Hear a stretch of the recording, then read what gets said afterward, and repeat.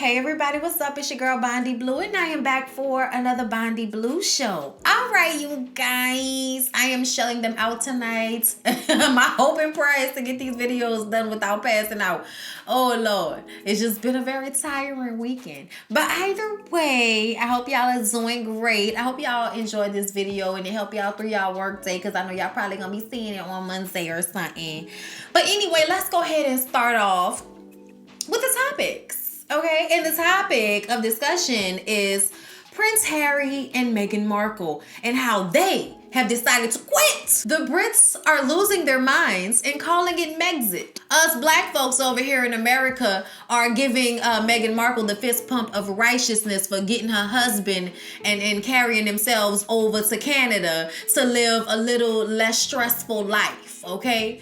And Prince Harry got up there on the mic, I think it was tonight, but it's been all over Instagram. I don't know exactly when it happened, but he just gave a speech and discussed how it is of great importance, his place in the royal family, but ultimately his own family is what's important, and if they needed to take a step back, then that is what he and Meghan have decided to do. We just know Queen Elizabeth is upset, okay? Her and her lime green suit are probably up to here with annoyance at this situation. I mean, that's what everybody supposes, because, you know, everybody's like, oh, yeah, mean looking old lady, you know. I don't know the lady, okay? But what I will say is I'm glad, because after Meghan had that baby, I could just tell. And then she had that interview where she was trying to hold back tears because the interviewer was the first person in a while to ask her how she was doing. Like, it was just so sad. So very, very sad. And you wanted Prince Harry to get his wife out of that. And then there's the clip going around where they were meeting up with Beyonce and Jay-Z. I think it was at the Lion King situation. And he's like, you know, my wife does voiceovers to the head of Disney. It was just like, oh, y'all are cute. Y'all are really cute. Now, the true tea of it all is that Queen Elizabeth and all of the rest of those patriarchs and monarchs and all of them people were just the people that got away with stealing the most, okay? That's all they did was steal, and get to keep it, and then be called king and queens and ladies and duchess and all of this type of stuff. Okay? Like, I don't really care about that. I'm African American. I don't really care about none of that. Okay? We ain't care until Meghan Markle became a part of it. And we cared a little bit back when, you know, Princess Diana was involved. But we ain't cared since her. Okay? We liked her. But we ain't cared since her. Okay? Meghan Markle out here giving y'all, you know what I'm saying, black lady, Princess Diana teas and everything, being all sweet and humble and a good person and basically being a Disney character.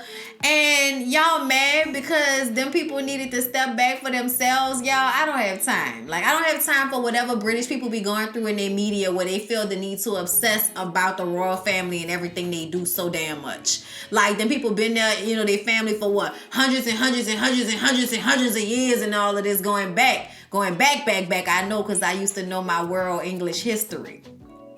Okay, I used to know. I forgot. I need to get back into it. It was one of my favorite classes at LSU, my history class. But anyway, okay, it's a lot. And I feel like people put so much positivity onto those names and onto those labels, when really ultimately y'all are probably trash ass people that just have been able to retain all of the wealth you've stolen from other people. So yeah, I don't really care about this whole royal family situation. I am glad that Meghan Markle has got out, because child, she just looked like they just didn't wuss this out. Okay, they look like they didn't put her through the ringer. They look like give us free, let her go, send her back to her mama house or something. You know, sis need a breath to breathe. Whew, okay, so yeah, I'm happy that they got out. They cute. Shout out to Prince Harry for caring more about his wife than he does about his position in the royal family. He wasn't gonna be king anyway, so what difference does it make? And the king, what you really do? Like, y'all parliament is what really does everything. So on to the next. Y'all, what's wrong with the baby? What's wrong with the baby? I know y'all love the baby. I know y'all are excited. Okay, I know y'all, you know, getting all juiced up because y'all love the baby and all of his, you know, 500 teeth that he got in his mouth. That's fabulous, okay? He having sex with babysitters and y'all excited about that. That's great. The baby has been getting himself in trouble. Okay, what it was like 2 weeks ago, he had gotten arrested for beating up a club promoter for shorting him $1,000 or something like that. Oh, 10,000. I couldn't remember. Yeah, it was 10,000. He was supposed to pay him 30, but he paid him 20. So in front of cameras, he basically knocked the man on the floor and started searching his pockets and taking credit cards and stuff out of his pocket. So he got arrested for that, and then he had a charge down in Florida, so he had to get extradited and deal with that. And we thought everything would chill out with the baby for a minute. And a couple of dumb videos on Instagram, him humping a mannequin bottom. I was just like, okay, that's worrisome. I know y'all think y'all being funny, but go do something with yourself. Go in the studio or something. Just, stop making videos like this. All right? But, we can laugh that off and keep on, pushing up our timeline. And then another surveillance video of this man assaulting another person. And I know. Did you find out why he assaulted the person? As if that's supposed to matter. Like, oh, he had a good reason for assaulting him. Granted, okay, the person was supposedly taking pictures of him and his daughter, and he wasn't comfortable with that. But see, the problem is you don't realize how you end up screwing your own pockets up, because people realize you're an easy target. You're somebody that they can come and agitate easily, and then you're going to beat them up on camera, and then they can sue you for your little change that you're getting these days. Just stupid. Do you think you're doing something new? You're not doing anything new. We've been telling our rappers for years to stop getting themselves in trouble, overreacting to foolishness, because people are out here trying to get a bag off of you, and it ain't always a bitch trying to get pregnant. Sometimes it's a whole Mitch out here trying to press buttons and invade your privacy so that you'll knock them on their ass and they'll have footage to send to somebody and get a big check out of you. Stop being stupid. Okay, I'm gonna read y'all what they said, but that's really how I feel about it. And I said that I feel like the brother need to step back from the white girl, okay, allegedly, all right? And I said that because you seem erratic. You seem like you think you invincible. All of the side effects of being on white girl. Okay, all of the side effects of being on white girl is you get to jump out here and act like the things you do have no consequence. Also, you're a rapper, so it's not like they're not throwing cocaine at you every time, you get backstage from a concert. Here's a bag of cocaine. Boop. Like, that's what they do. But anyway, in a 42-second video, courtesy of TMZ, the baby is seen walking into what appears to be a lobby of the hotel behind the worker.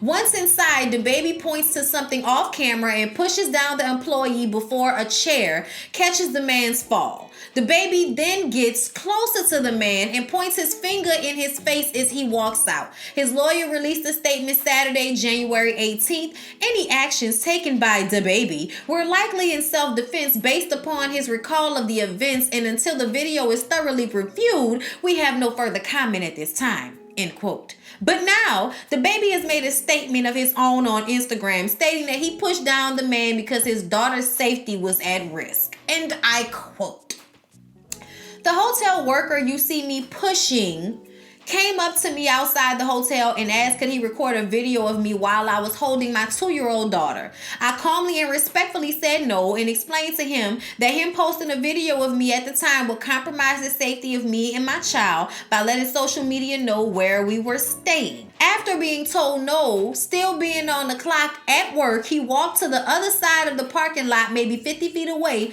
and zoomed in while recording a video of me and my daughter on Snapchat after I politely asked him not to and gave him an explanation as to why I didn't want him to. He went on to say he gave his daughter to his uncle and walked over to the employee who was allegedly typing his Snapchat caption." That's what y'all do anything for clout, okay? "Upon entering the hotel, I made him sit down and understand the fact that no video is worth the safety of my child being compromised, especially after I politely explained to him the reasoning behind me saying no, not to mention the fact that he is at work and his job is to valet park cars, not record customers and violate their privacy, which I'm 100% sure is against employee policy at the hotel." He added that his number one concern is being a father more than anything else. I understand y'all got warm, fuzzy feelings for the baby and all 5,000 of his teeth. And that's so amazing. Like, I love it. But ultimately, you could have just went and told the manager that the valet guy was doing the wrong thing. You could have just went and told somebody. You could have got homeboy fired instead of getting yourself caught up in some foolishness, okay? Now, I don't know if anything actually came from that legally. I haven't heard anything else, but you never know, somebody could want to sue you for this foolishness. And I understand that you didn't want anybody to know where you and your daughter were staying. I get that. So that's probably why you should, I don't know, wear sunglasses, put on a hat, take your ass inside, get inside a car. Like, stop standing out in the open in front of the hotel like people not gonna notice you. You in public. Technically, it's illegal for somebody to record you when you are in public. You will probably be recorded on security cameras the entire time, but I understand you don't want that on social media. I get that. But at the same time, I just kind of feel like you're going around the grocery stores posting yourself there like your daughter wasn't there. I get it. But ultimately, you need security. You need to make sure that you're taking other precautions, because when you are out in public with your kid, anybody can walk up to you at any moment and do anything. And legally, that's what they can do. Legally, you cannot go and put your hands on them because of it. So yeah, the baby, do us a favor. Go calm your ass down somewhere. Learn how to do this the right way. And stop listening to people online that think it's okay for you to catch a case off principle. Fuck out here. This could have been handled in another way with the point still getting across. Fired. That's it. And somebody else that needs to put down the white girl, Quavo. Quavo, what's going on, brother? What's going on? Y'all, I was so taken aback by this video that was floating around. Okay, look, so Quavo was in Paris. Quavo stopped by the Palais Melot Club. I think I'm saying that wrong, but it don't matter, okay? And he was looking for his fellow Migo Offset, all right? They had been at the Paris Fashion Week party, serving it up. Cardi B had been going around Paris with a mask on the entire weekend. Y'all saw that.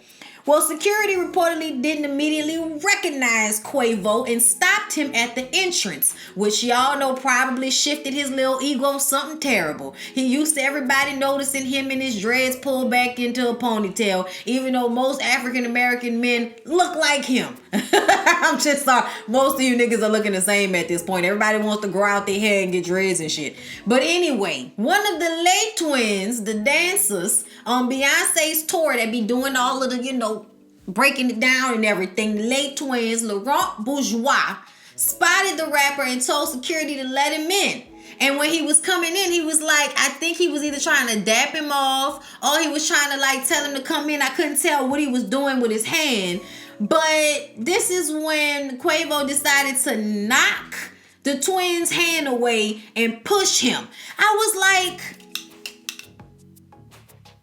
first of all, you fucking up because the man's energy wasn't even all of that. Look how you acting. Like, why are you doing all of that anyway? That was a complete overreaction. All because you upset because somebody didn't recognize your little ass. Allegedly, he punched Laurent and a staff member, at the club. I was just like, y'all, somebody get Quavo in his aluminum foil jacket off to his house or something. Like, oh my God. Laurent Bourgeois, a frequent Beyonce collaborator, hinted at the incident in an Instagram story saying Migos and Cardi B in the same place a war. Then he said, yo, people, please understand that artists or not artists, we are all the same human. Your blood is not better than mine. Quavo reportedly didn't stick around for the party after his violent episode. Yeah, I don't know what's wrong with Quavo, but this is what I be talking about. Everybody acts as if when you say somebody's out here, you know what I'm saying, that you're like tripping and being outlandish. But what do y'all be going through where you out here fighting people that's trying to get you in the club? He was trying to get you in the club and you wanted to fight him? What is going on? Yo, bro, get these rappers because they doing the most. Like, calm y'all asses down. Go work out. Go get some snatch. I don't know. You know what I'm saying? But do something that will ensure you not catching the case for assault. And speaking of fighting, did y'all see Lil King Harris? Child, T.I.'s little light-skinned son who worked on everybody's nerves on last season, the T.I. and Tiny Friends and Family Hustle. When did that come back on? Either way, that was a good little show. I reviewed that. But yeah, y'all, Lil King is out here getting in fights in bathrooms at the school. Seems as if T.I. shouldn't have been worrying about his daughter's snatch. He should have been worrying about getting his son some karate lessons or some kung fu or something, because he was getting handled in that bathroom. I know he wasn't punking out, as his sister said, Zonique. Zonique was online talking about, you know, at least he wasn't scared. It's like, yeah, you pat people on the back for not being scared. But he was punching the air so violently and slipping and falling all over the place. And he just couldn't get his feet steady.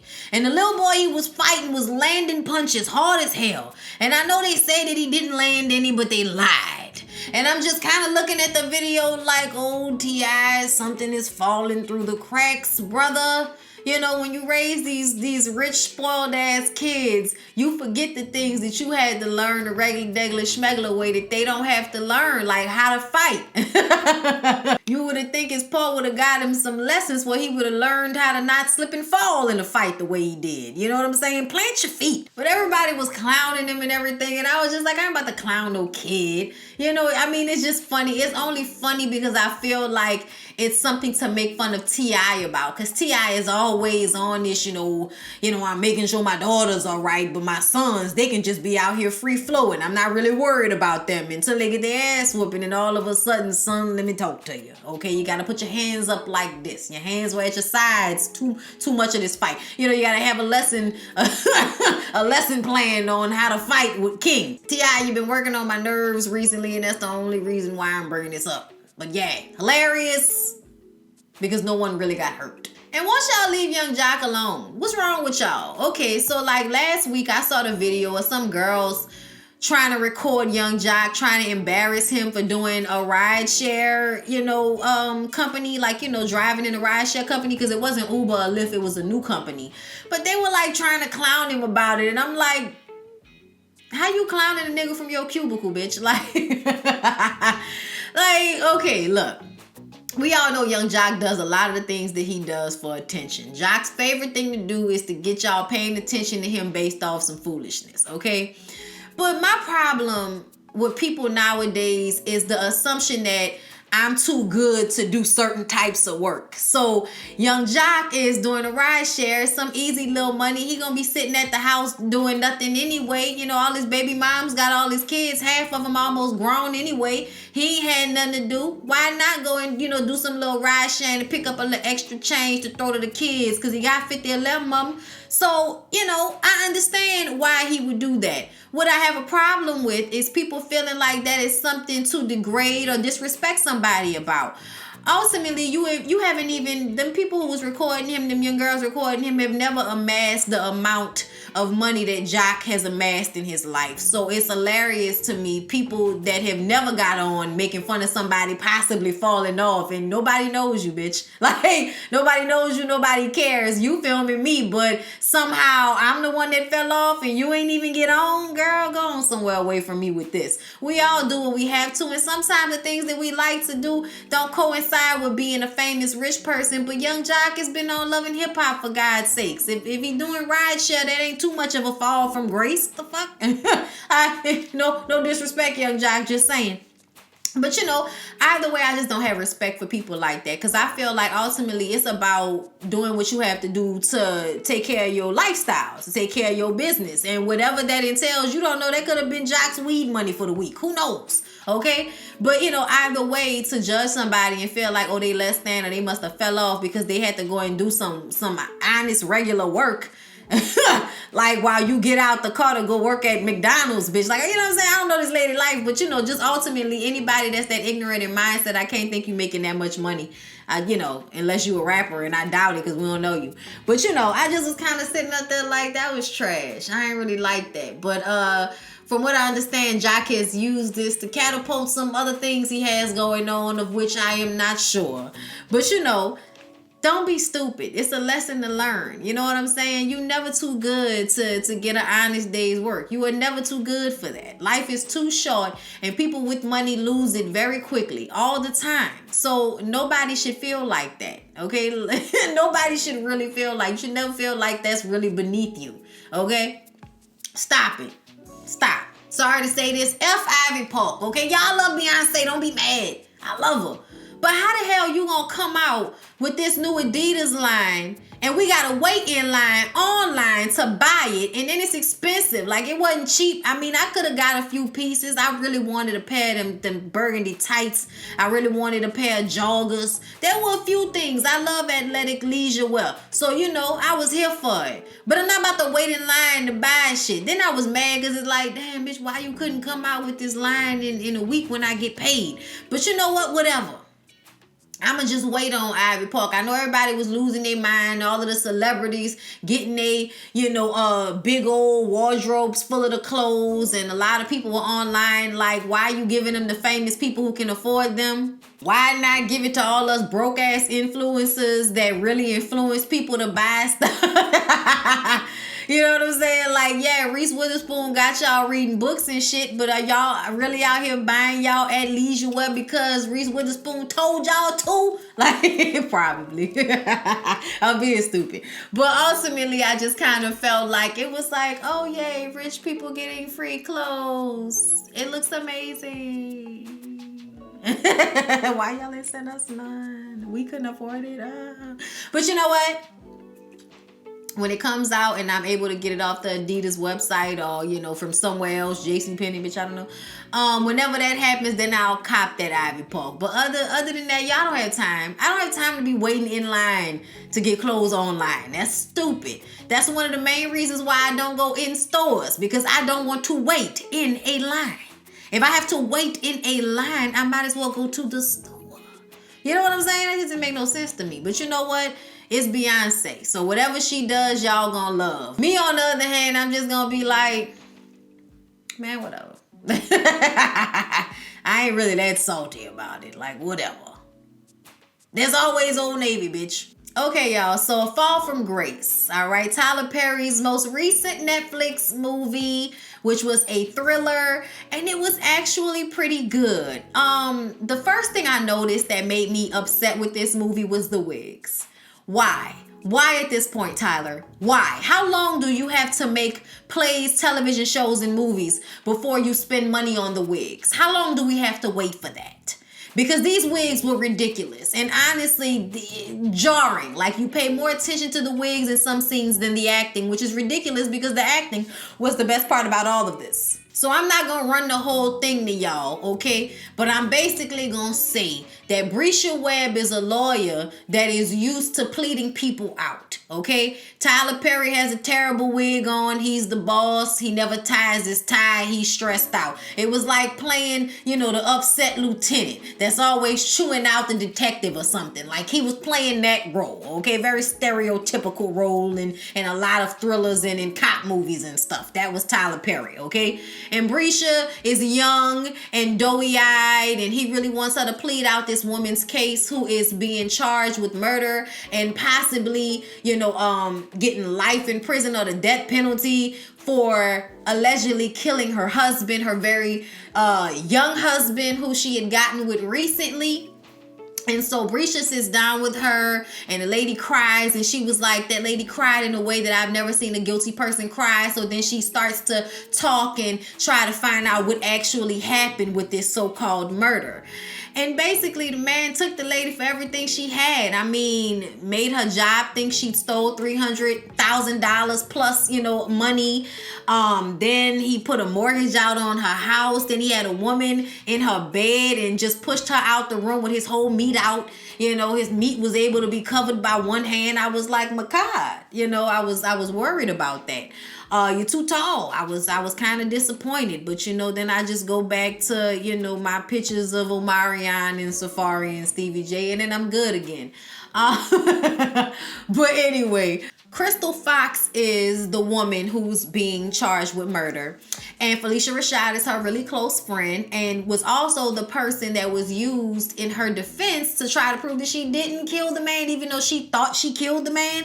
It was a lot going on, and I don't want to spoil it for y'all, but what I am going to say is what makes me upset is when you take an easy out in order to wrap up a story when it's really stupid. For instance, I find it so annoying when somebody knows something terrible is happening and they put their phone down on a table in a house that they don't belong in. And then they go down into the basement without their phone and don't call for help and don't look behind them. I am never walking into someone's basement with my back to the door without a phone or a weapon and like, yeah, I'm just gonna go down here and see what's up. Like, it was just, why did Brisha turn into a dumb blonde? I don't know. It really annoyed me. Why was Crystal Fox's wig so, in disarray? Like, Felicia Rashad said y'all ain't gonna get me with the bad wig, okay? But Makai didn't have a choice. Then Brisha's husband in the movie didn't have a choice. I mean, I think all in all, it was a good thriller. It was a good movie. Much better than Acrimony, which was the last time Tyler Perry tried his hand at a thriller.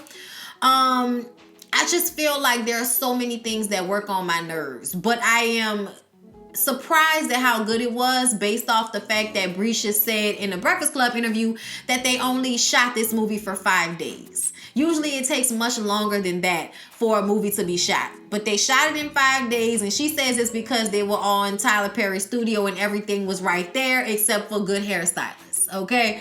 But the movie was actually worth a watch because it had a twist at the end, straight from the headlines twist. But it was good. I actually enjoyed the movie more than I thought I would. Besides some moments during the plot where I felt like that's stupid. Why would anybody do that? Or, oh my God, this wig is terrible. Or, oh my God, why hasn't, the legal system worked in her favor in this moment? Oh my God, how is this person a lawyer, but she hasn't read through the entire brief and she doesn't know about certain evidence? Like, you know what I'm saying? Her boss knows about the evidence, but lets this person go to jail for life to prove a point to her about how she wasn't doing what she was supposed to. Like, it was so much stupid shit going on in this movie, but it was good. I enjoyed it. Okay, I ain't gonna give y'all no full review. Y'all go and watch it. But ultimately, yeah, bad wigs, I'll give it a C+. And lastly, you guys, let's talk about Tisha Campbell. So y'all know Bad Boys 3 is come out. I think it came out this weekend. I have to go see it. And they've been doing press. And of course, somebody is going to ask about Martin and Tisha Campbell's relationship. Back in the Gap, 96, 97, there was an episode where Tisha Campbell and Martin were under the covers playing around. And, there was even a blooper scene after the episode was over. She had her hair wrapped up and everything, and they were like messing around. Well, later on, the lawsuit was filed from that scene. She said that he'd assaulted her, and then there was a gag order. Nobody could speak about it, but Martin came out and said that he has nothing but love for Tisha. They are friends. They talk, over the phone a lot. They're cool. But I guess the part that annoyed Tisha was Martin saying that basically the reason why the show ended after 5 seasons at the height of its success was because of this whole accusation of assault that happened during the taping. I mean, or it could have just been that Martin was a complete nut asshole at this time. Who knows? But he says at the time, the things that were being said probably, pushed him away from the show.